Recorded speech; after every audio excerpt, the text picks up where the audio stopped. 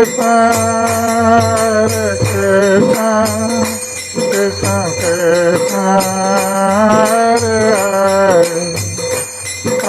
Rama, Rama Rama Rama, Hare Hare। श्रवण कर रहे थे भगवान कृष्ण के इंद्र पूजा बंद करने का आग्रह और गोवर्धन पूजा प्रारंभ करने का सुझाव के संबंध में। तो जिस प्रकार हम कल चर्चा कर रहे थे कि सारे ब्रजवासी लोग नंद महाराज की अध्यक्षता में इंद्र पूजा करने के लिए प्रस्तुति कर रहे थे और भगवान कृष्ण ने तर्क देकर उनको मनाया कि वो इंद्र की पूजा करने से कुछ लाभ नहीं है।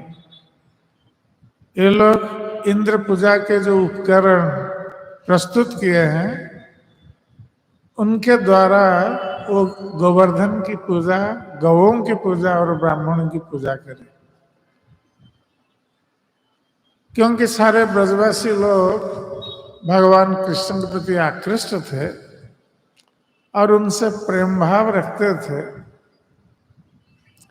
तो किसी तरह कृष्ण को असंतुष्ट करना नहीं चाह रहे थे,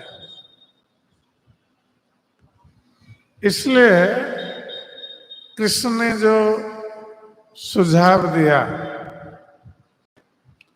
उसको ब्रजवासी लोग मान गए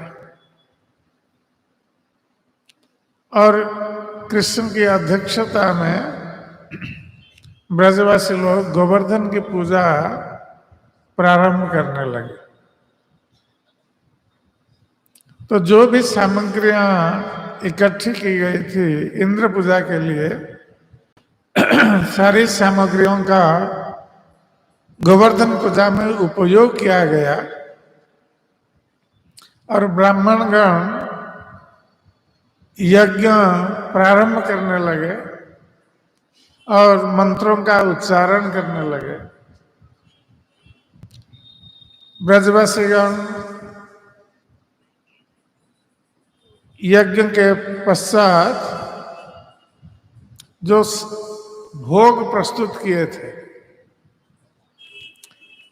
ये सारे भोग लाकर गोवर्धन को भोग लगाने के लिए उसी स्थान पर रखे जहां यज्ञ चल रहा था।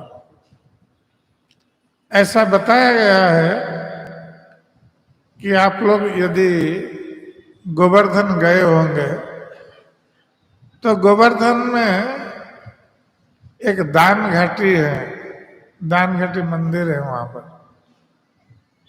दान घाटी से आनिवर तक जो विस्तृत भूमि है, तो यह सारी भूमि भोग सामग्रियों से भरी हुई थी। ये गिरिराज गोवर्धन को भोग लगा रहे थे ब्रजवासी लोग गोवर्धन पूजा के अवसर पर। तो जब ये भोग अर्पित किया जा रहा था और भगवान श्री कृष्ण 7 साल की आयु में ब्रजवासियों के साथ खड़े थे बालक के रूप में, तो उस समय भगवान श्री कृष्ण गोवर्धन के रूप में सारे ब्रजवासियों के सामने प्रकट हो गए। यहाँ ब्रजवासियों के साथ खड़े हैं बालक के रूप में, उधर गोवर्धन पर्वत के ऊपर एक विशाल काय रूप धारण करके भगवान कृष्ण प्रकट हो गए और प्रकट होकर वो घोषणा कर रहे हैं कि मैं गोवर्धन हूं। तो उस समय भगवान कृष्ण जो बालक रूप में ब्रजवासियों के साथ थे, तो उन लोगों ने ब्रजवासियों को बताया कि देखो, तुम लोग इतने सालों से इंद्र की पूजा कर रहे थे, इंद्र को ये सारी सामग्रियां भोग द्रव्य अर्पित कर रहे थे। इंद्र कभी आया था तुम्हारा भोग ग्रहण करने के लिए? तो सारे ब्रजवासी ने कहा नहीं, हमने तो कभी इंद्र को देखा ही नहीं, हम तो उसकी पूजा कर रहे थे, कभी इंद्र आया नहीं हमारा भोग ग्रहण करने के लिए। तो भगवान कृष्ण ने कहा कि देखो, तुम लोग पहली बार गोवर्धन पर्वत की पूजा कर रहे हो और तुम्हारी पूजा से संतुष्ट होकर स्वयं गोवर्धन अब तुम्हारे सामने खड़े हैं विशाल रूप धारण करके। तो ब्रजवासियों को विश्वास हो गया कि ये गोवर्धन पर्वत कोई साधारण पर्वत नहीं है, ये स्वयं भगवान है। और फिर देख रहे हैं कि गिरिराज गोवर्धन तो विशाल रूप धारण करके ब्रजवासियों के सामने गोवर्धन पर्वत के ऊपर खड़े थे। तो सभी लोग जानते हैं कि हम लोग जब भोग लगाते हैं और भोग लगाने के बाद भोग जैसा रखा था थाल में या थाली में, हम उसी को वापस लेकर आते हैं भगवान का प्रसाद मानकर, और हमें पता नहीं है कि भगवान उसको खाते हैं या नहीं खाते हैं। हम विश्वास करते हैं कि ये भगवान का प्रसाद है। किंतु गोवर्धन पूजा के अवसर पर एक अद्भुत घटना घटी कि ये सारे भोग लगाए गए थे गोवर्धन जी को, और गोवर्धन जी अब प्रकट हो गए हैं विशाल रूप धारण करके और अपना हाथ बढ़ा रहे हैं भोग ग्रहण करने के लिए।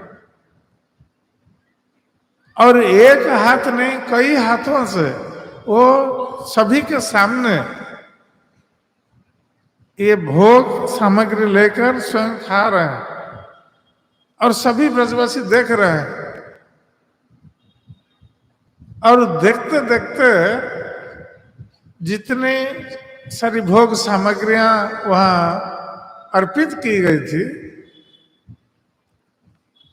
तो वो सब पात्र खाली हो गए। तो सारे ब्रजवासी लोग आश्चर्यचकित हो गए कि हम पहली बार गोवर्धन जी की पूजा कर रहे हैं और साक्षात गोवर्धन प्रकट होकर हमारे पूजा द्रव्य भोग को ग्रहण कर रहे हैं। और भगवान कृष्ण ने पूछा ब्रजवासियों से कि तुम लोग इतना सारा भोग लगाते थे इंद्र को, इंद्र ने कभी ग्रहण किया था? कभी तो प्रकट नहीं हुआ, और कभी ग्रहण किया था तुम्हारा भोग? ब्रजवासी का हमने तो देखा नहीं इंद्र ने ग्रहण किया था या नहीं। तो भगवान कृष्ण कहा कि देखो, अब गिरिराज स्वयं अपने हाथ से तुम्हारे भोग द्रव्य को ग्रहण कर रहे हैं, खा रहे हैं। और देखते देखते सारे पात्र खाली हो गए।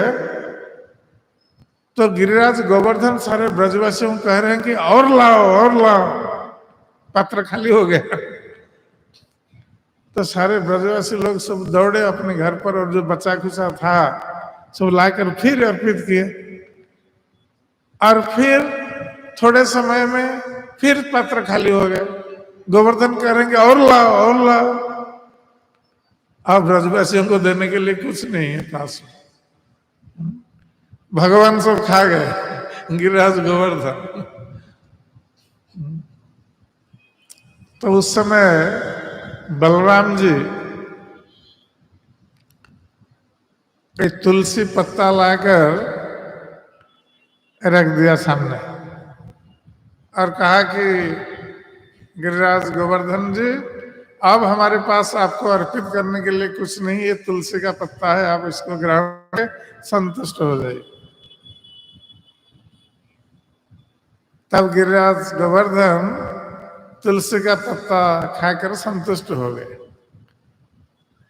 अब सारे पात्र खाली हैं, ब्रजवासियों को प्रसाद कहां से मिलेगा?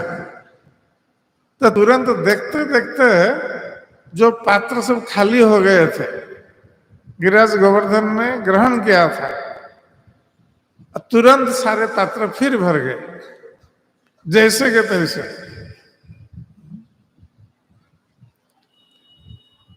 इसका अर्थ है कि गिरिराज गोवर्धन ने प्रसाद के रूप में ब्रजवासियों को अब अर्पित किया, भोग उन्होंने ग्रहण किया और प्रसाद अर्पित किया। तो ब्रजवासियों ने पहले ब्राह्मणों को वो प्रसाद प्रदान किया, उसके बाद गौओं को, फिर ब्रजवासी लोग जो बच्चे और वृद्ध लोग थे पहले उनको दिया गया प्रसाद, उसके बाद बाकी सब ब्रजवासी पुरुष और स्त्री ये सब प्रसाद ग्रहण। उसके पश्चात भगवान कृष्ण ने सभी से कहा कि अब भगवान गोवर्धन हम लोगों के सामने प्रकट हुए और हमारे सारे भोग को ग्रहण भी किए, और भोग ग्रहण करने के उपरांत उन्होंने प्रसाद भी हम लोगों को दिया और हम लोगों ने प्रसाद पाकर संतुष्ट हो गए। अब हमें गिरिराज गोवर्धन की परिक्रमा करनी चाहिए। ये गोवर्धन की परिक्रमा भगवान कृष्ण ने प्रारंभ की थी, पहले उससे पहले कोई गोवर्धन परिक्रमा नहीं कर रहा था। तो ये ब्रजवासी लोग सभी 21 किलोमीटर, उस समय तो ज्यादा गोवर्धन की परिक्रमा का दूरत्व ज्यादा था, अब 21 किलोमीटर है, क्योंकि गोवर्धन पर्वत जब प्रकट हुए थे उनकी लंबाई थी 96 किलोमीटर और चौड़ाई थी 60 किलोमीटर और ऊंचाई थी 24 किलोमीटर। ये सत्ययुग में जब प्रकट हुए गिरिराज गोवर्धन, ये इस प्रकार लंबा चौड़ा और ऊंचाई इस प्रकार थी, किंतु श्राप के कारण पुल्यस्त मुनि ने श्राप दिया था,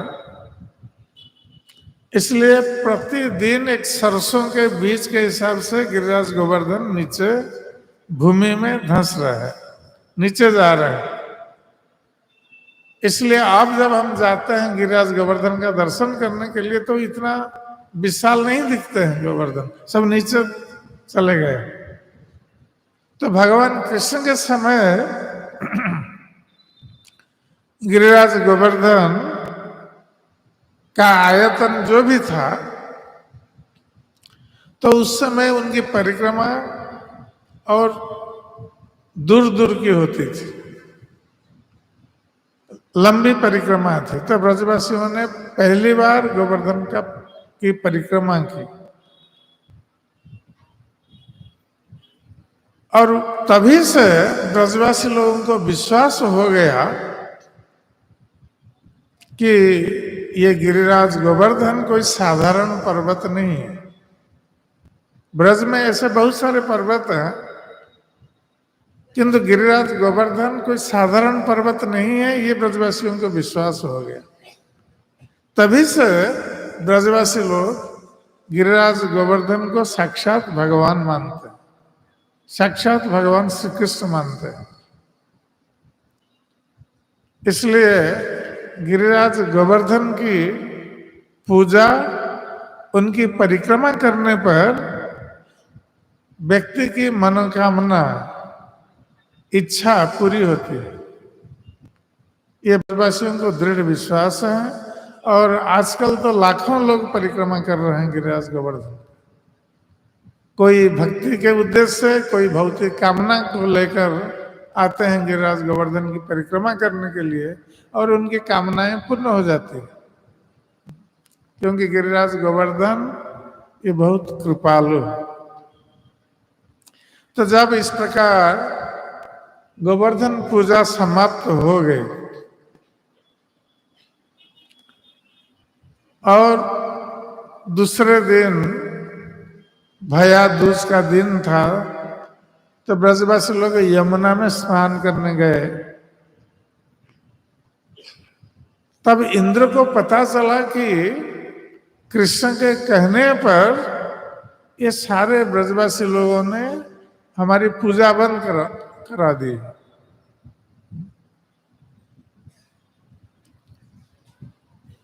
तो ये इंद्र जानकर बहुत क्रोधित हो गए। इंद्र को उस समय ये ज्ञान नहीं रहा कि कृष्ण स्वयं परम पुरुष भगवान, जबकि जब भगवान कृष्ण देवकी के गर्भ में थे उस समय सारे देवता लोग आए थे कंस की बंदीशाला में कृष्ण की स्तुति करने के लिए। ब्रह्मा, शिव और सारे देवता लोग, इंद्र आदि सभी आए थे, किंतु धन ऐश्वर्य का मद इतना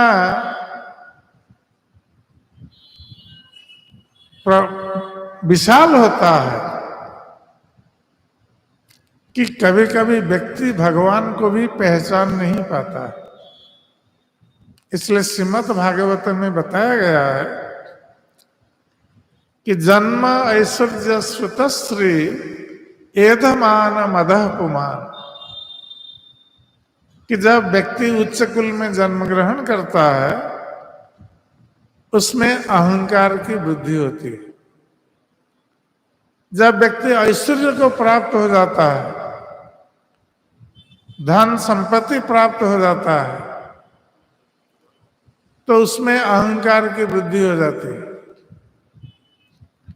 उसी प्रकार व्यक्ति बहुत बड़ा विद्वान पंडित बन जाता है, शिक्षित बन जाता है, तो उसमें अहंकार की वृद्धि हो जाती है कि बहुत बड़ा विद्वान है, शिक्षित व्यक्ति है, तो उसमें अहंकार आ जाता है।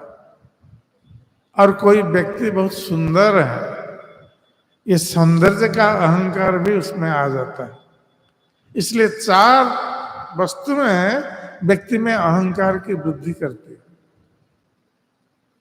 तो इंद्र जो कि स्वर्ग के राजा हैं और इंद्र का ऐश्वर्य उसके सामने दूसरे किसी का ऐश्वर्य नहीं ठहरता है, तो इसलिए इंद्र में अहंकार आ जाना ये स्वाभाविक है। और इस अहंकार को मिटाने के लिए, दमन करने के लिए भगवान कृष्ण ने ये गोवर्धन पूजा की लीला की थी, क्योंकि भगवान नहीं चाहते थे कि उनके भक्त अहंकारी बने, उनमें अहंकार वृद्धि हो, क्योंकि अहंकार भगवान की भक्ति में बाधक होता है और व्यक्ति भगवान को पहचान नहीं पाता है, भूल जाता है भगवान को इस अहंकार के कारण। इसलिए इंद्र के अहंकार को दमन करने के लिए भगवान ने ये लीला की थी, गोवर्धन पूजा की लीला।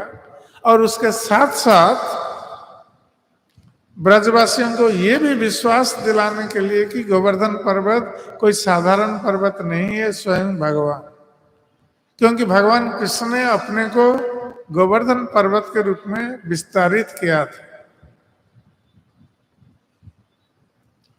तो इंद्र को जब पता चला कि कृष्ण के कहने पर उसकी पूजा बंद हो गई है ब्रज में, अहंकार बस इंद्र भूल गए कि कृष्ण परम पुरुष भगवान, वो उनको एक साधारण बालक समझने लगे। क्योंकि व्यक्ति में जब अहंकार आ जाता है उसकी बुद्धि काम नहीं करती, वो महान व्यक्तियों का अपमान करने लगता है। और जब व्यक्ति महान पुरुषों का अपमान करता है तो उसका क्या होता है? आयुश्रिय यशो धर्म लोकान आशीष हंति श्रेयांश सर्वाणी पुंसा महत अतिक्रम। जब व्यक्ति महान व्यक्ति का अतिक्रमण करता है, उनको अपमानित करता है, तो उसका क्या होता है? पहले उसकी आयु क्षीण हो जाती है, वो अल्पायु हो जाता है। श्रेय, उसका ऐश्वर्य, धन संपत्ति नष्ट हो जाता है, उसका धर्म नष्ट हो जाता है, उसका यश नष्ट हो जाता है, और जो भी आशीर्वाद उस व्यक्ति को प्राप्त है वो सब नष्ट हो जाता है। इसलिए अहंकार व्यक्ति का सर्वस्व अपहरण कर लेता है। तो इंद्र में ये अहंकार आ गया कि एक छोटा बालक कृष्ण के कहने पर ये सारे ब्रजवासियों ने हमारी पूजा बंद कर दी, तो हम ब्रजवासियों को कुछ शिक्षा प्रदान करेंगे, दंडित करेंगे। इसलिए इंद्र ने क्या किया? संवर्तक मेघों को आदेश दिया। संवर्तक मेघ हर समय आते नहीं है। वर्षा ऋतु में हम जो मेघ देखते हैं ये संवर्तक मेघ नहीं है। संवर्तक मेघ प्रलय काल में आविर्भूत होते हैं, और संवर्तक मेघ से जो वर्षा होती है वो मूसलाधार वर्षा होती है, स्तंभ के रूप में। जैसे मोटे मोटे स्तंभ होते हैं उसी प्रकार वर्षा की धारा होती है प्रलय काल में। तो संवर्तक मेघ जब वर्षा करते हैं इस प्रकार घोर वृष्टि होती है, सारा संसार जल से भर जाता, क्योंकि संसार का प्रलय होना। तो संवर्तक मेघों को आदेश दे दिया इंद्र ने कि जाओ ब्रज को नष्ट भ्रष्ट कर दो। तो संवर्तक मेघ आकर स्तंभाकार में वर्षा करने लगे ब्रज के ऊपर, और उसके साथ साथ इंद्र ने 49 पवनों को आदेश दिया कि जाओ वहां आंधी और तूफान के रूप में ब्रज के जो भी वृक्ष लता हैं, घर द्वार हैं, सब कुछ नष्ट कर दो। तो एक साथ वर्षा, आंधी, तूफान जब आने लगी तो ब्रजवासी लोग भीतत्रस्त हो गए, भयभीत हो गए, और ठंड से कांपने लगे, क्योंकि इतनी वर्षा हो रही है, सबको ठंड लग रही है, सब कांपने लगे। और ब्रजवासी क्योंकि भगवान कृष्ण के प्रति शरणागत थे, जो भक्त होते हैं वो भगवान के प्रति शरणागत होते हैं, और जब विपत्ति आती है उस समय भक्त लोग भगवान की शरण में जाते हैं। तो ब्रजवासी लोग अब कृष्ण की शरण में गए, जबकि उनको पता नहीं है कि कृष्ण भगवान है, किंतु जानते हैं कि कृष्ण में कुछ ऐश्वर्य या शक्ति है, जिसके कारण कृष्ण ने कई असुरों का वध किया है। यद्यपि वो छोटे बालक हैं फिर भी कई असुरों का वध किया है। इसलिए ब्रजवासी लोग सोच रहे थे कि कृष्ण पर भगवान नारायण की कृपा। ये लोग नहीं जानते थे कि स्वयं नारायण के आदि स्वरूप कृष्ण स्वयं भगवान। तो इसलिए सारे ब्रजवासी लोग कृष्ण के पास आए और रक्षा करने के लिए प्रार्थना की। और गौए वो भी ठंडी तूफान से, ठंडी वर्षा, ठंडी और तूफान से पीड़ित होकर कृष्ण के पास आए उनकी रक्षा करने। तो जब भगवान कृष्ण ने देखा कि ये सब इंद्र का कार्य है, कि ये उसकी पूजा बंद होने पर क्रोधित होकर इंद्र ऐसा कर रहा है, तो भगवान कृष्ण ने सभी ब्रजवासियों को आश्वस्त किया कि आप लोग चिंता मत करिए। आश्वस्त करके भगवान कृष्ण ने कहा कि आप लोग मेरे पीछे आइए। तो जब भगवान कृष्ण गए गोवर्धन के पास, तो उस समय उन्होंने क्या किया ना, गोवर्धन पर्वत को अपने बाएं हाथ से, बाएं उंगली से उठा लिया और सारे ब्रजवासियों को बुलाया कि तुम अपने गौओं और जो सामग्रियां हैं घर की, और तुम लोग सभी आ जाओ इस गोवर्धन पर्वत के नीचे। तो पहले तो ब्रजवासी लोग थोड़ा झिझक रहे थे कि ऐसा ना हो कि कृष्ण ने गोवर्धन पर्वत उठाया है, अपनी उंगली पर रखा है और हम लोग सब चले जाएंगे और गोवर्धन पर्वत गिर पड़ेगा तो हमारी मृत्यु हो जाएगी। तो कृष्ण ने कहा ब्रजवासियों कि तुम लोग डरो मत, ये पर्वत नीचे नहीं गिरेगा, तुम लोग सब आओ भीतर। जब ब्रजवासी लोग गोवर्धन पर्वत के नीचे गए तो वो लोग सोच रहे थे कि ये गोवर्धन पर्वत छोटा सा पर्वत है और हम इतने सारे ब्रजवासी लोग गए हैं, ये सब उसके भीतर नीचे आएंगे या नहीं। किंतु भगवान कृष्ण के हस्त स्पर्श को पाकर गोवर्धन प्रफुल्लित थे, बहुत आनंद का अनुभव कर रहे थे, इसलिए उनका शरीर उन्होंने बढ़ा लिया था। और सारे ब्रजवासी लोग जब भीतर आए तो देखते हैं कि वहां निवास करने के लिए हर तरह की सुविधाएं उपलब्ध गोवर्धन के नीचे। और भगवान कृष्ण ने अपनी योगमय शक्ति से इस प्रकार व्यवस्था की कि इंद्र जो वर्षा कर रहे थे, तो जो भी वर्षा का जल गिर रहा था तुरंत सूख रहा था, सूख जाता था। तो इंद्र ने इतनी वर्षा की, प्रलयकालीन वर्षा, किंतु ब्रज का कुछ नहीं हुआ। इतनी आंधी तूफान चल रही थी, वृक्ष से एक पत्ता भी नीचे गिरा नहीं। तो इस प्रकार 7 दिन तक भगवान कृष्ण गोवर्धन पर्वत को उठाए रहे और सारे ब्रजवासियों को सुरक्षा प्रदान की। तो इस लीला के माध्यम से भगवान श्री कृष्ण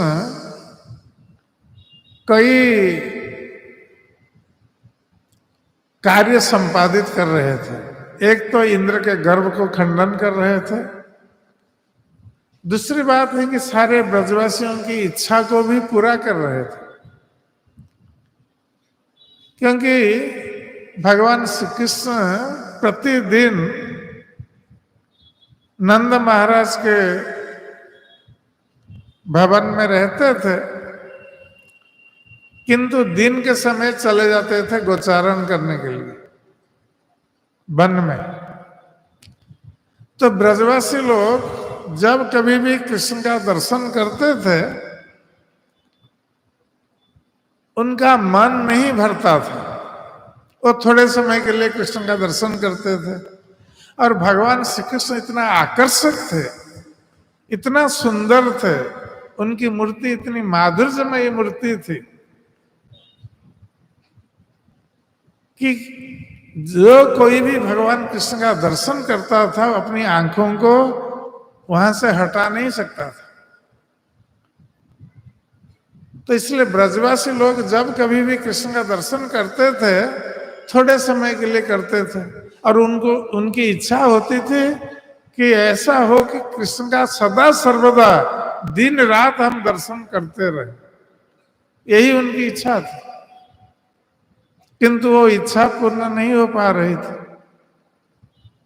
कोई वन में दर्शन करता है, जैसे ग्वाल बाल है, किंतु रात के समय भगवान कृष्ण नंद महाराज के भवन में आ जाते हैं, तो ग्वाल बाल रात में दर्शन नहीं कर पाते हैं।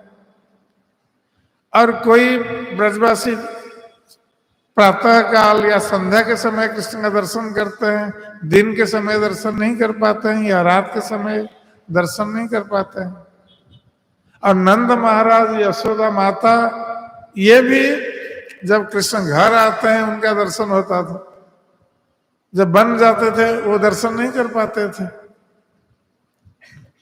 तो सभी ब्रजवासियों की इच्छा थी कि हम दिन रात कृष्ण का दर्शन करते रहे, वो सब कुछ भूल जाते थे।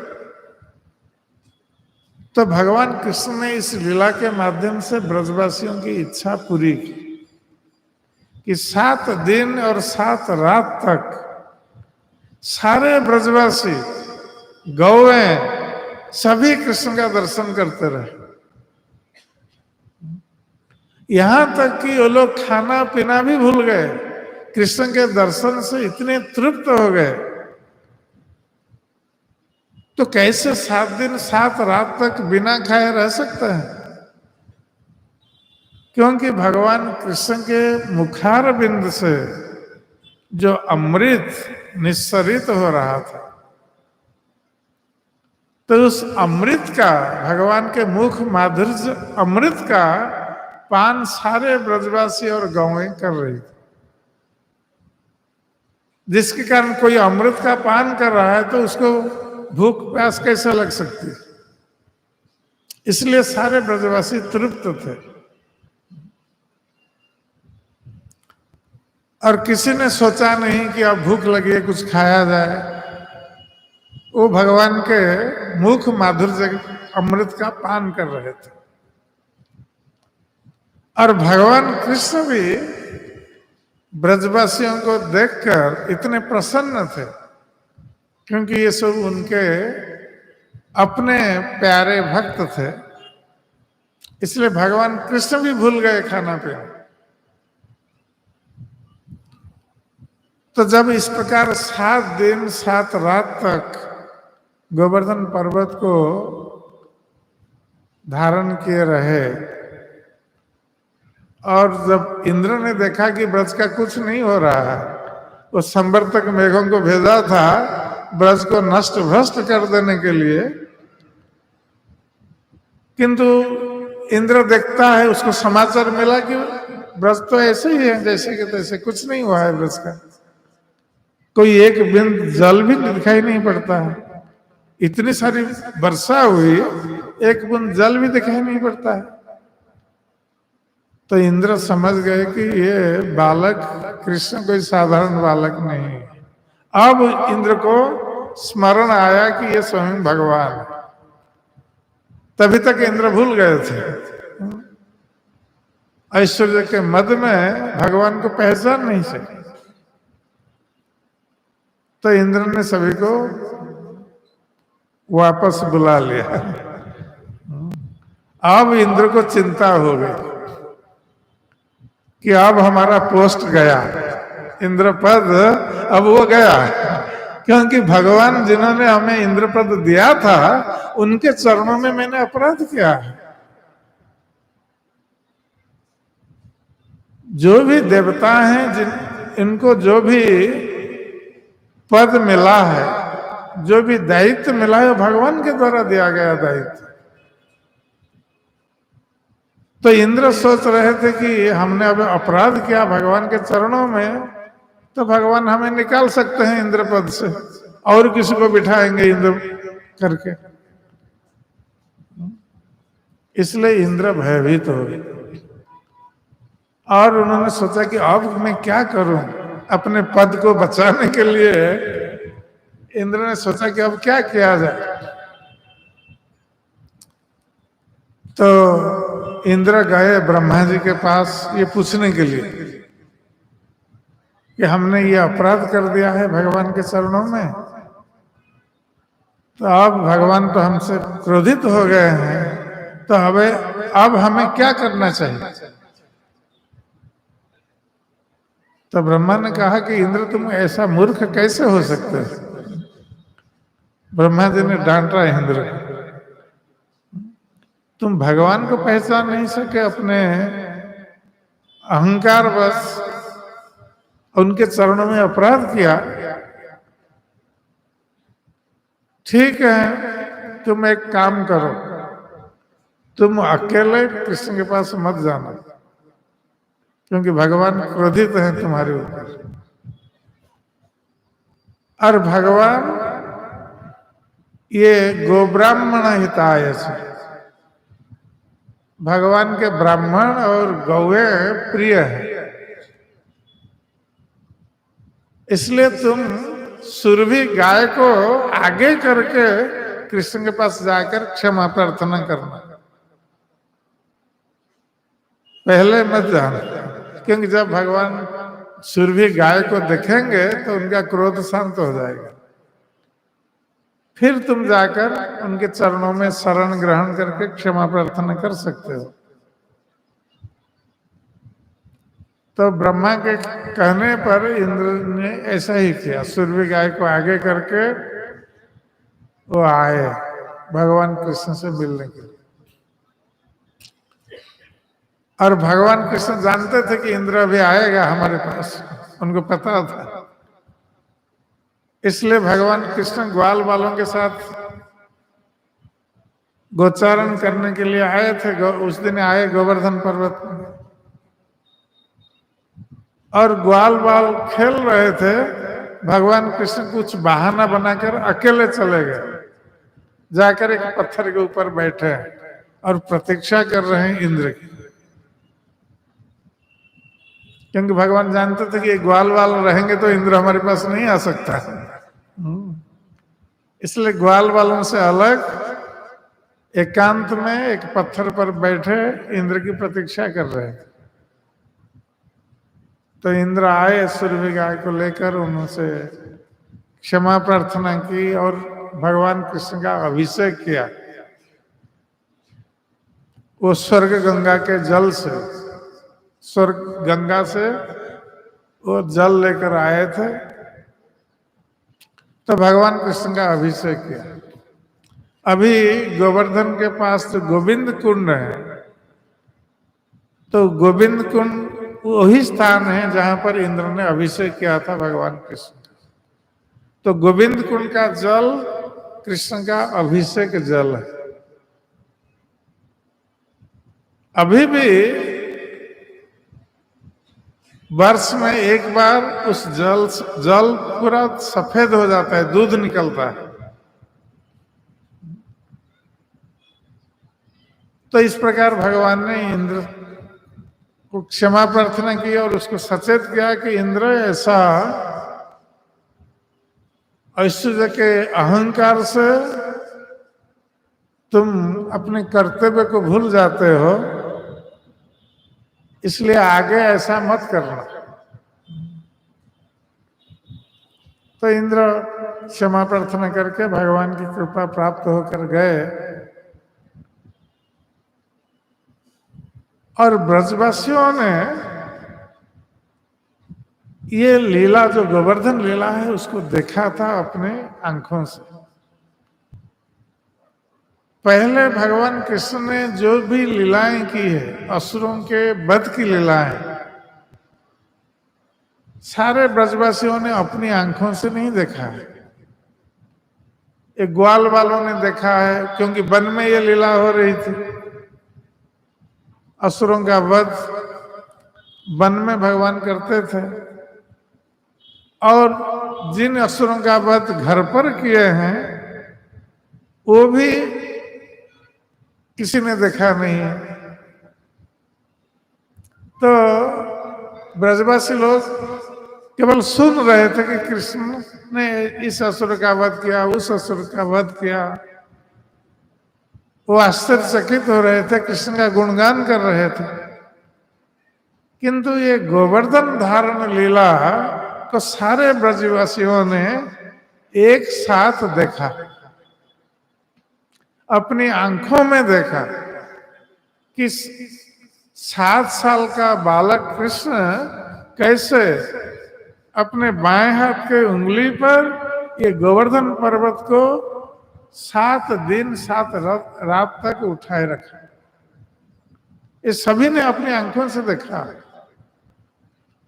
किंतु जब वो गोवर्धन पर्वत के नीचे थे, उस समय वो भगवान कृष्ण के मुख सौंदर्य को पान करके मोहित थे, इसलिए उस समय उन लोगों ने कुछ सोचा नहीं। जब वर्षा बंद हो गई और सब बाहर आ गए गोवर्धन पर्वत से बाहर, भगवान कृष्ण ने कहा कि अब वर्षा बंद हो गई, तुम लोग बाहर जाओ। तो ये लोग बाहर आए तो भगवान कृष्ण ने जिस स्थान से उठाया था गोवर्धन पर्वत को, उसी स्थान पर रख दिया गोवर्धन पर्वत को। तो सारे ब्रजवासी कृष्ण के प्रति उनका आकर्षण और बढ़ गया। तो जो गुरुजन स्थानीय लोग थे, नंद महाराज, माता यशोदा और जितने गुरुजन स्थानीय ब्रजवासी थे, सभी ने आकर कृष्ण का आलिंगन किया। और जो साथी थे वो भी आकर आलिंगन किए, और जो कृष्ण से छोटे थे या नीच जाति के थे तो उन्होंने प्रणाम किया। तो इस प्रकार यथा योग्य कृष्ण के साथ अपने भाव विनिमय करके ये सारे ब्रजवासी बहुत आनंदित होकर अपने घर पर लौट गए। किंतु घर पर जाने के बाद सारे ब्रजवासियों ने सोचा कि अभी तक कृष्ण ने जो जो कार्य किए हैं ये तो हम लोगों ने सुना है, किंतु हमारी आंखों के सामने कृष्ण ने इतने विशाल का गोवर्धन पर्वत को उठाया, फिर अपने बाएं हाथ की उंगली से, और उसको 7 दिन 7 रात तक उठाए रखा।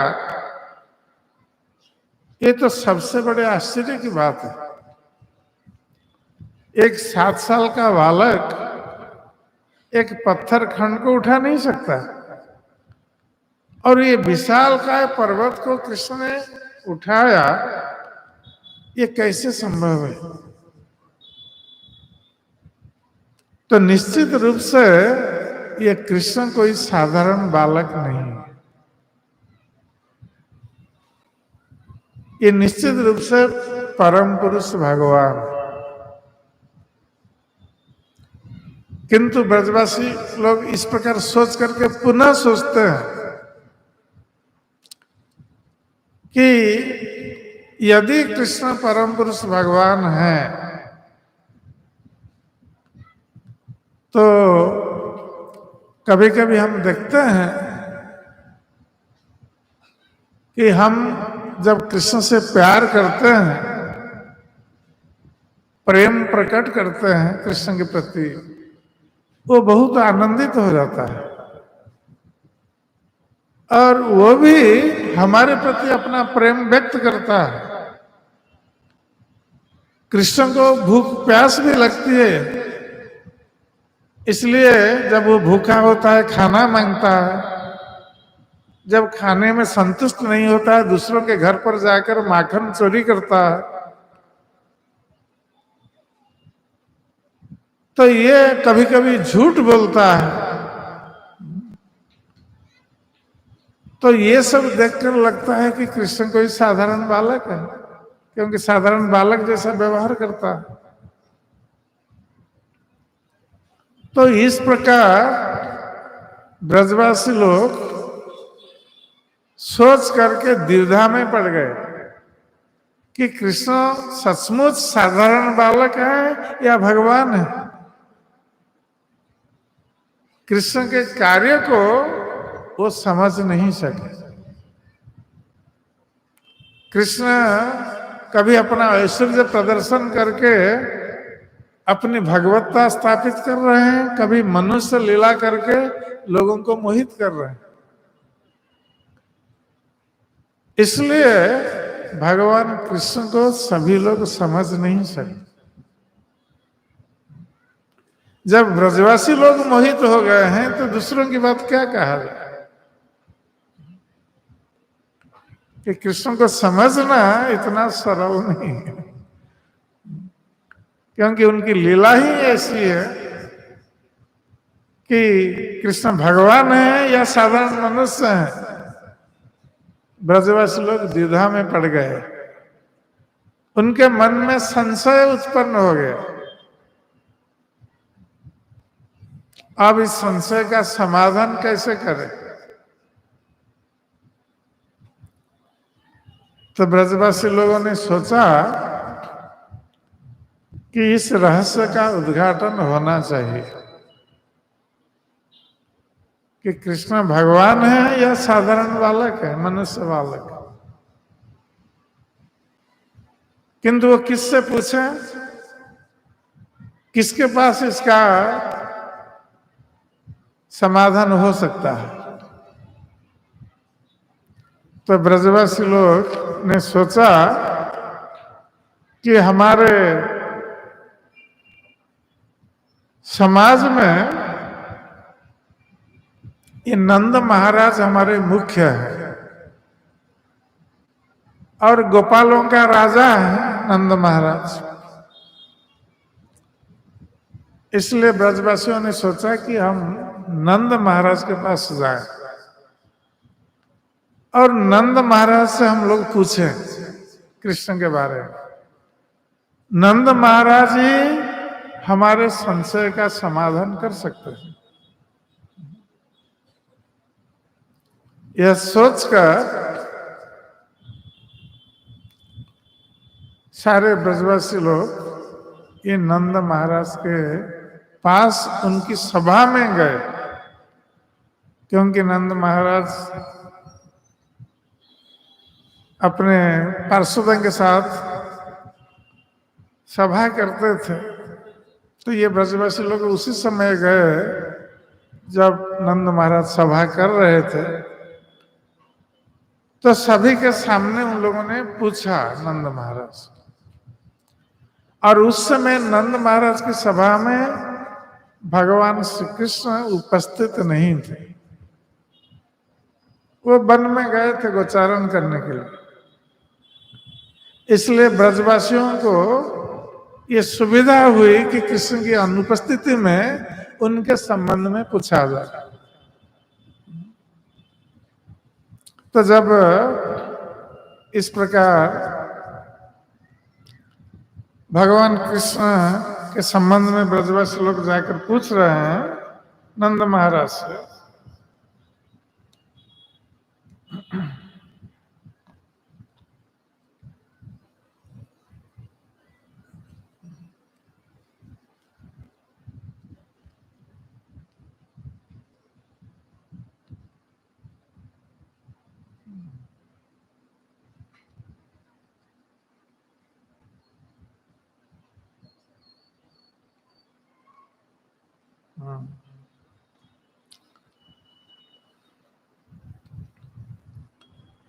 तो श्री सुखदेव गोस्वामी श्रीमद् भागवत में कहते हैं, एवं विधान कर्माणि गोपा कृष्णस्य सुविस्मिता कृष्णस्य वीक्षते अतत वीर्ज विदा समवेत सुविस्मिता। तो श्री सुखदेव गोस्वामी कहते हैं महाराज परीक्षित से, ये घटना का वर्णन कर रहे थे सुखदेव गोस्वामी। तो कहते हैं कि कृष्ण के ऐसे कर्मों को देखकर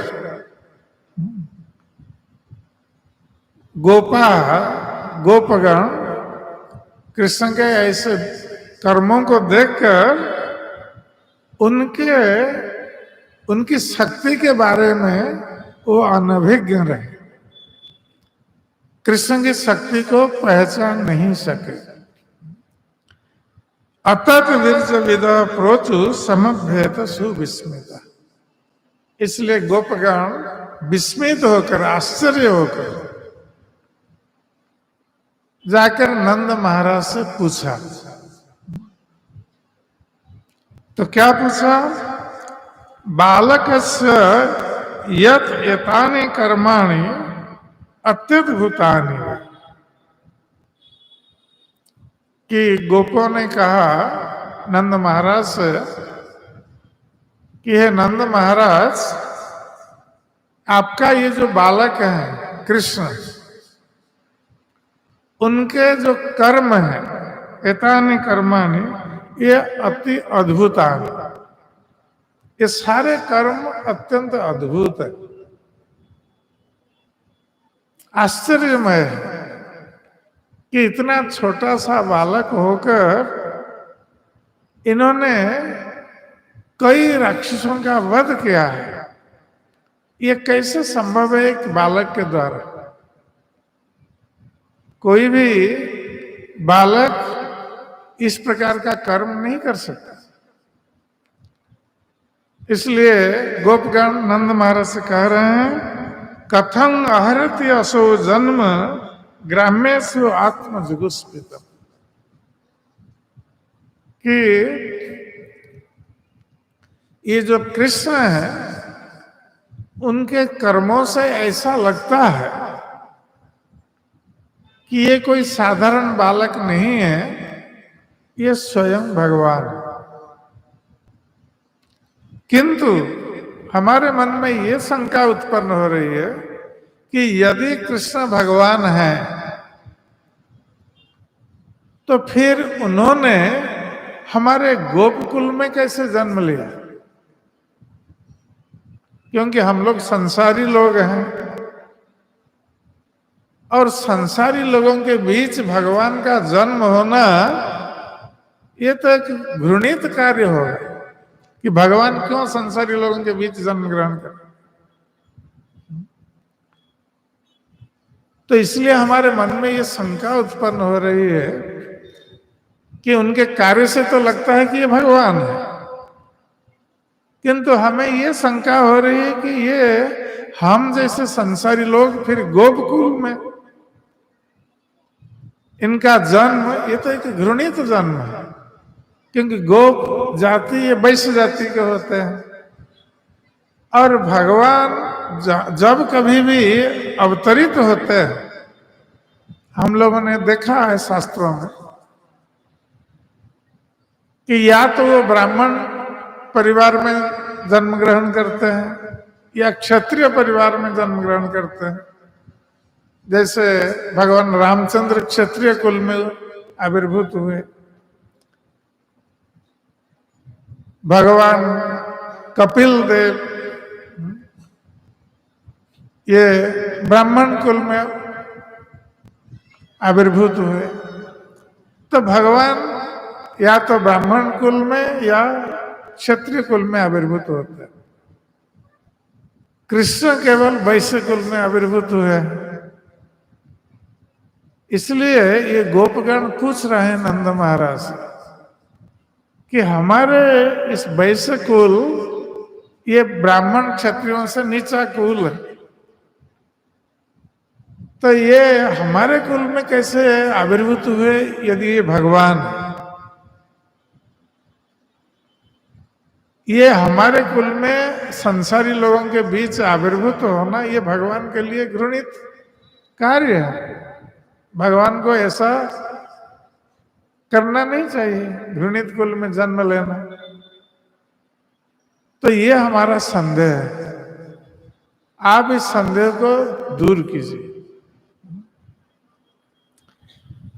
अब उदाहरण देकर बोलते हैं ये गोपगण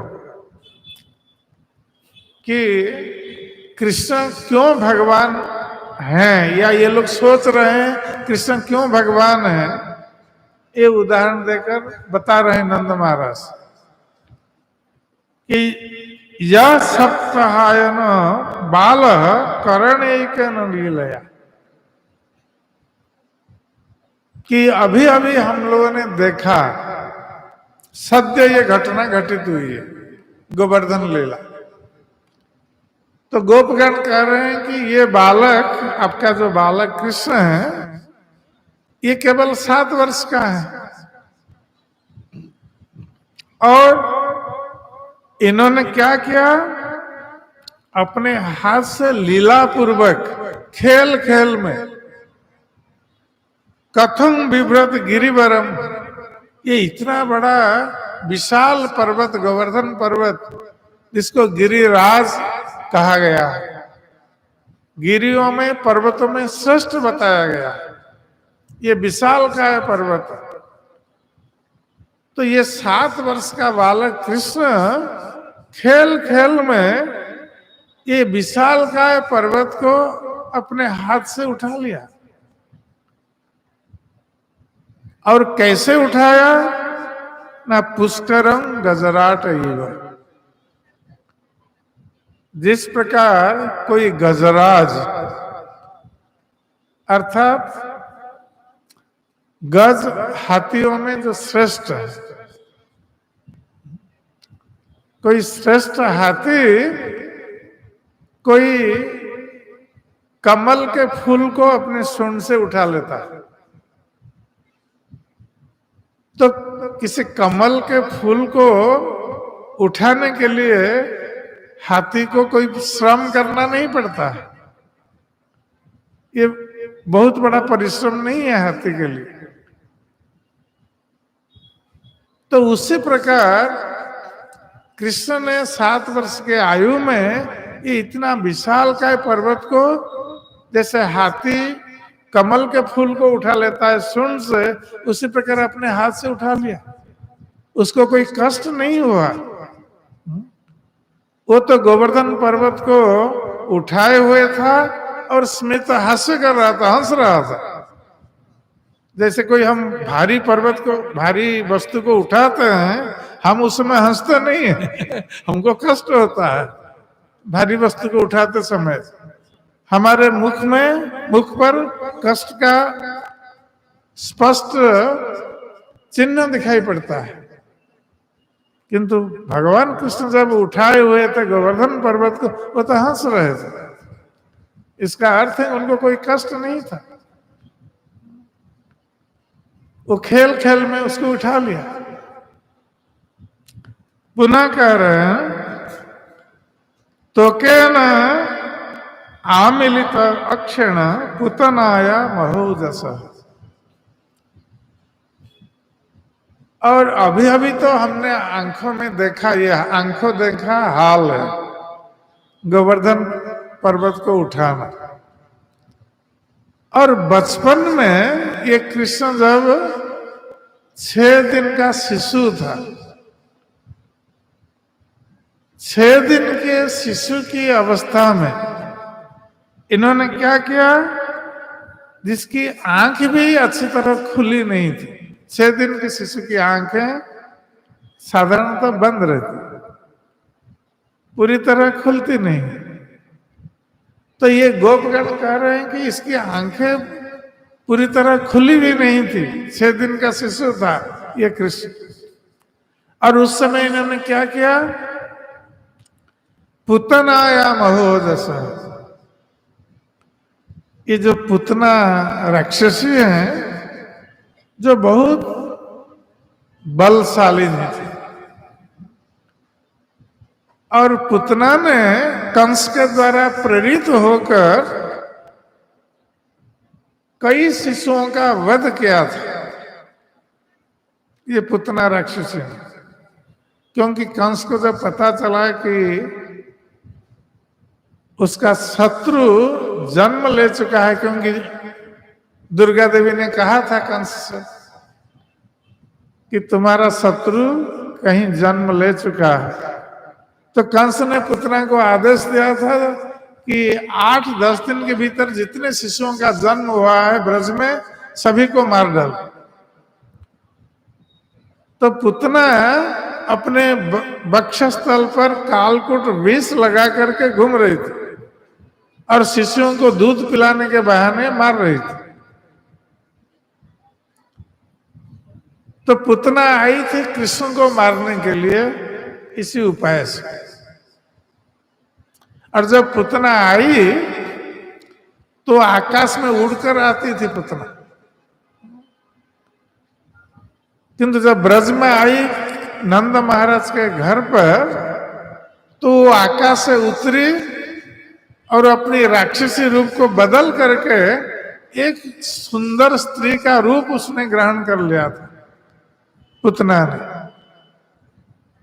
और इतनी सुंदर दिख रही थी पुतना, उसको जो कोई भी ब्रज में देखा पुतना को, ये सारे लोग मोहित हो गए, क्योंकि सुंदरी स्त्री को देखकर मोहित होना स्वाभाविक है। सारे ब्रजवासी मोहित हो गए पुतना के रूप को देखकर।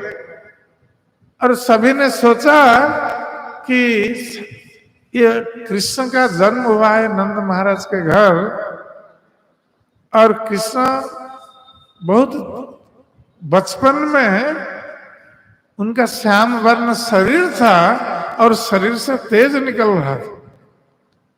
ऐसा शिशु को किसी ने नहीं देखा था। तो ब्रजवासी लोग सोच रहे थे कि कोई ऐसा न हो कि भगवान ने नंद महाराज के घर पर जन्म लिया हो, या कोई देवता आकर जन्म लिया नंद महाराज के घर। तो जब पुतना को देखा ब्रजवासियों ने, उन लोगों ने सोचा कि हो सकता है कि लक्ष्मी देवी स्वयं आई है नंद महाराज के पुत्र का दर्शन करने के लिए।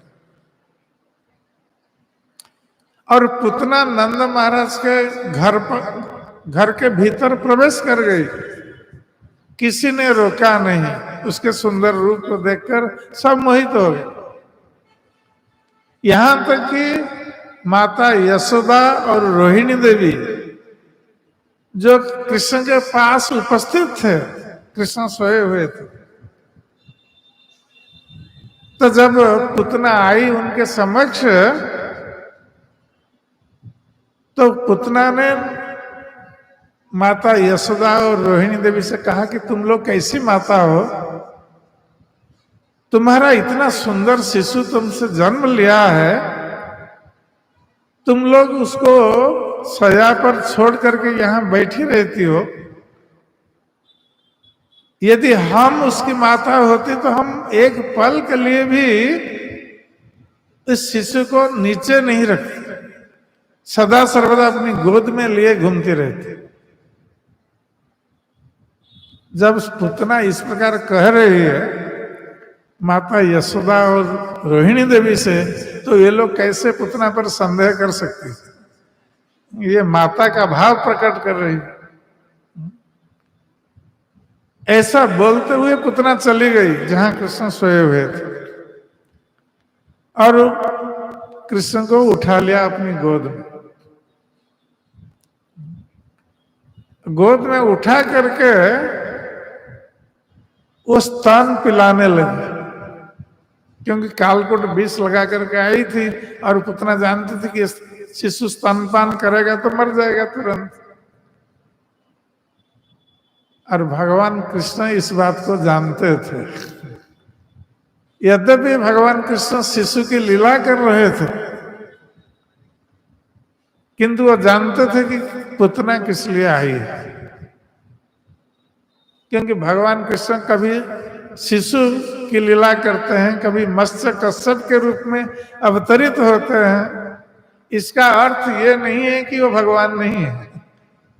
जब मत्स्य के रूप में अवतरित होते हैं, वो कोई साधारण मछली नहीं बन जाते, उसी रूप में वो भी भगवान है और भगवान की शक्ति धारण करते हैं। तो शिशु रूप में भी भगवान कृष्ण, भगवान की सारी शक्ति उनके पास थी, इसलिए वो जानते थे कि पुतना किस लिए आई। तो भगवान कृष्ण ने जब पुतना ने अपने गोद में उठा लिया कृष्ण को, तो भगवान कृष्ण ने क्या किया, पुतना के स्तन को पकड़ लिया जोर से पकड़ करके दूध वो पिला रही थी। दूध पीते पीते पुतना के प्राणों को भी चूस लिया। और जब भगवान कृष्ण पुतना के प्राण को चूस रहे हैं तो पुतना अब छटपटा रही है, तो प्राण चला जा रहा है। वो शिशु को स्तन से निकाल करके फेंकना चाह रही है, कृष्ण को पकड़ करके फेंकना चाहती है और चित्कार कर रही है पुतना, किंतु भगवान कृष्ण उसके स्तन को नहीं छोड़ रहे हैं, ऐसे पकड़े हुए हैं, नहीं छोड़ रहे। तो पुतना चित्कार करती हुई अपने स्वरूप में आ गई। पहले तो सुंदर स्त्री का रूप लिया था, अब जब मरने जा रही है तो अपने रूप में आ गई, राक्षसी रूप में, और चित्कार करते हुए नंद महाराज के घर से निकल गई बाहर, कृष्ण को इस प्रकार पकड़े हुए। कृष्ण नहीं छोड़ रहे, जाकर बाहर जाकर वो गिर पड़ी और अपने प्राण को त्याग दिया, और भगवान कृष्ण उसके छाती के ऊपर खेल रहे हैं।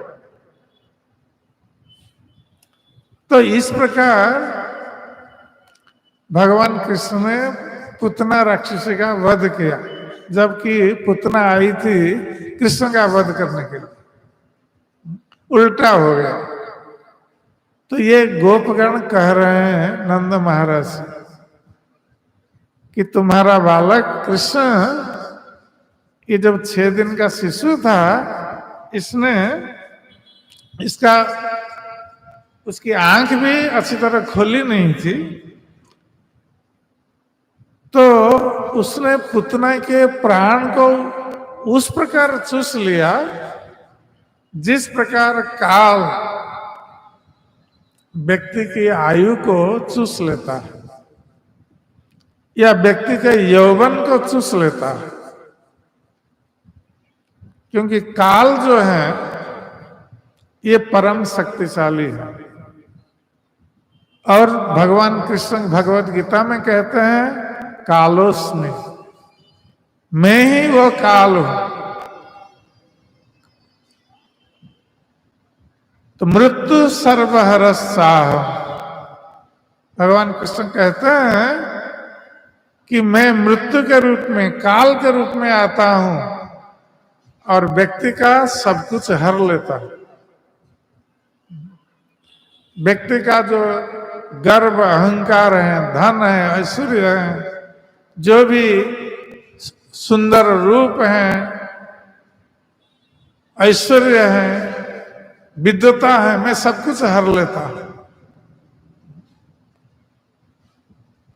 तो जिस प्रकार काल व्यक्ति की आयु को व्यक्ति जान नहीं पाता है, कभी काल आकर व्यक्ति के आयु को हर लेता है, अर्थात उसकी मृत्यु हो जाती है। हमें पता नहीं चलता है कि हमारी मृत्यु कब हो जाती है। या हमारे जो यौवन है, युवावस्था है, जिसको लेकर सभी गर्व करते हैं, युवावस्था, युवावस्था में लोग भोग के लिए सदा सर्वदा चेष्टित रहते हैं। वो सोचते हैं कि ये जीवन भोग के लिए उद्दिष्ट है, किंतु काल जब आता है व्यक्ति के यौवन को हर लेता है,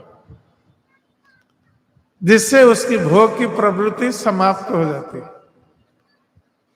वृद्धावस्था में कोई भोग करने के लिए प्रयास करने पर भी नहीं कर सकता।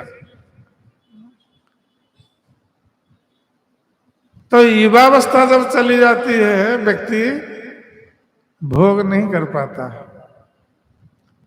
और काल इस प्रकार जब तक हम जान नहीं पाते हैं उस समय तक हमारा प्राण निकल जाता है, हमारी आयु निकल जाती है और युवावस्था भी निकल जाती है। तो उसी प्रकार भगवान कृष्ण ने पुतना राक्षसी का जो प्राण है उसको हर लिया, चूस लिया। तो ये गोपगण नंद महाराज से कह रहे हैं, हिनत्व अधशयानस्य मत्स्य चरणावदक अन अपतद विपर्यस्तं रुदत प्रपदाहत। पुनः कह रहे हैं कि ये कृष्ण जब 3 महीने का बच्चा था, पहले तो 6 दिन का बच्चा उन्होंने पुतना राक्षसी का वध किया, फिर कह रहे हैं कि ये जब 3 महीने का बच्चा था तो उस समय उन्होंने क्या किया कि जब भगवान कृष्ण 3 महीने के बच्चे थे तो उस समय माता यशोदा उनका उत्थान उत्सव मना रही थी। उत्थान उत्सव कि बच्चे ऐसे तो सोए रहते हैं छाती ऊपर करके, 3 महीने के बाद ये लोग अब अपने बाएं भाग में या दाएं भाग में सोने लगते हैं, तो उसको उत्थान उत्सव कहा जाता है। तो माता यशोदा मना रही थी कृष्ण के लिए ये उत्थान उत्सव। तो कृष्ण को स्नान करा करके माता यशोदा एक छकड़ा उसके नीचे वो कृष्ण को सुला रही थी और छकड़े के ऊपर बहुत सारे बर्तन रखे हुए थे, सोने और चांदी के बर्तन सब रखे हुए थे, और छकड़े के नीचे आंगन में माता यशोदा कृष्ण को सुला रही थी। और जब कृष्ण सो गए तब वो उनको छोड़ करके आ गई घर पर, क्योंकि उस दिन बहुत सारे ब्राह्मणों को माता यशोदा ने बुलाया था कृष्ण के इस उत्थान उत्सव के अवसर पर मंत्र उच्चारण करके कृष्ण को आशीर्वाद देने के लिए, और बहुत सारे था। किंतु भगवान कृष्ण तृणावर्त के गले को नहीं छोड़ रहे थे, वो पकड़े हुए थे। तो तृणावर्त ने बहुत चेष्टाएं की कृष्ण को छुड़ाने के लिए अपने गले से, कृष्ण उसके गले को नहीं छोड़ रहे थे। और धीरे धीरे तृणावर्त सांस लेने में कठिनाई का अनुभव करने लगा, क्योंकि उसके गले को भगवान कृष्ण पकड़े हुए थे जोर जोर से, अब सांस नहीं ले पा रहा था तृणावर्त।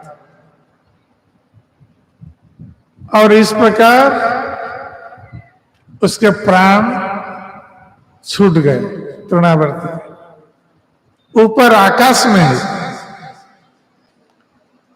जब उसके प्राण चले गए तो आकाश से तृणावर्त गिरा नीचे, कृष्ण के साथ गिरा, और नंद महाराज के आंगन में एक पत्थर खंड था, उसी के ऊपर गिरा तृणावर्त। और जब पत्थर के ऊपर गिरा इतनी ऊंचाई से, उसका शरीर खंड विखंडित हो गया, किंतु भगवान कृष्ण उसके छाती के ऊपर बैठे रहे, उनका कुछ नहीं हुआ। तो जब तृणावर्त गिरा तब तक तो माता यशोदा जब खोज रही थी, आंधी समाप्त हो गई और कृष्ण को देखा नहीं, तो माता यशोदा कृष्ण को न देखकर अचेतन हो गई, और सारे गोपीगण आकर वो सब रो रहे थे। अब जब तृणावर्त गिरा और गोपियों ने देखा कृष्ण को उसके छाती के ऊपर बैठे खेल रहे हैं, तब गोपियों ने कृष्ण को लेकर माता यशोदा के पास गए, उनको दिया। कृष्ण को पाकर माता यशोदा बहुत प्रसन्न हुई, जैसे उनके प्राण लौट आए। तो माता यशोदा ने ब्राह्मणों को स्वस्थयन करने के लिए निमंत्रित किया, ब्राह्मण लोग मंत्र उच्चारण करके कृष्ण की रक्षा करने के लिए व्यवस्था की। तो इस प्रकार तृणावर्त का वध हुआ। तो ये गोपगण कह रहे हैं नंद महाराज से कि तुम्हारे इस बालक ने 1 साल की उम्र में तृणावर्त जो राक्षस था उसका वध इस प्रकार किया था, जो कि किसी 1 साल के बालक के द्वारा संभव नहीं है। इसका अर्थ है कि तुम्हारा यह बालक ये असंभव कार्य जन्म से ही करने लगा, जो कि साधारण शिशु के द्वारा संभव नहीं। तो इस प्रकार कहकर ये गोपगण नंद महाराज से इस रहस्य का उद्घाटन करने के लिए अनुरोध कर रहे हैं। तो ये और भी बहुत सारे उदाहरण दे रहे हैं ये गोपगण, तो हम इसकी चर्चा कल करेंगे। हरे कृष्ण। तो आज का कार्यक्रम समाप्त होने से पहले हम लोग 5 मिनट भगवान का नाम संकीर्तन करेंगे। इसके पश्चात हमारा यह प्रवचन कार्यक्रम समाप्त हो।